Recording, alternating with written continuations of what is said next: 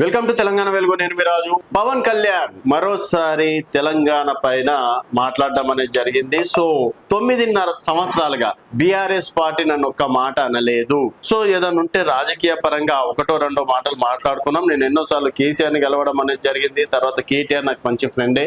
So recent గా కేటీఆర్ కూడా పవన్ కళ్యాణ్ వ్యాఖ్యల పైన రియాక్ట్ అయ్యారు. ఇది డెఫినెట్ గా పవన్ కళ్యాణ్ ఇంకెవరో అడ్డా కాదు, తెలంగాణ 4 కోట్ల ప్రజల గడ్డ అని చెప్పేసి ఇది నిజంగా బరాబర్ మాజాగిరి అని చెప్పేసి కేటీఆర్ అంటే ఆ విషయమే పవన్ కళ్యాణ్ గారికి చెప్తే, సో కేటీఆర్ ఏదన్నా పొరపాటు ఉండొచ్చు, కేటీఆర్ అలాంటి నిర్ణయాలు తీసుకోవడం అని చెప్పేసి మళ్ళీ బీఆర్ఎస్ పార్టీకి సపోర్ట్ చేయడం అనేది జరిగింది. సో ఇక్కడ మళ్ళీ మరోసారి బీఆర్ఎస్ పార్టీని ఏమనకుండా కాంగ్రెస్ పార్టీ పైన విమర్శలు చేశారు. సో 13 నెలలుగా కాంగ్రెస్ పార్టీ నన్ను హింసిస్తుంది, కాంగ్రెస్ పార్టీ నన్ను రాకుండా చేస్తుంది.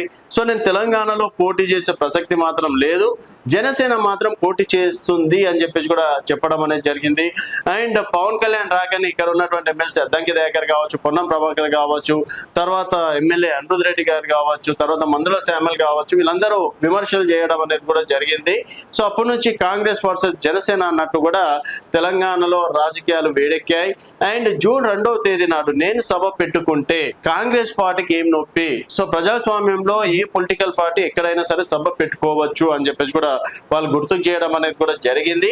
సో ఓవరాల్ గా మరి ఇప్పుడు ఉన్నటువంటి సిచ్యువేషన్ లో ప్రస్తుతం బీఆర్ఎస్ ని వదిలి కాంగ్రెస్ పార్టీ పైన విమర్శలు చేయడాన్ని ఏ విధంగా చూడొచ్చు అనేది మీ అభిప్రాయాల కింద కామెంట్ రూపంలో తెలియజేయండి. చూస్తూనే ఉండండి తెలంగాణ వెలుగు.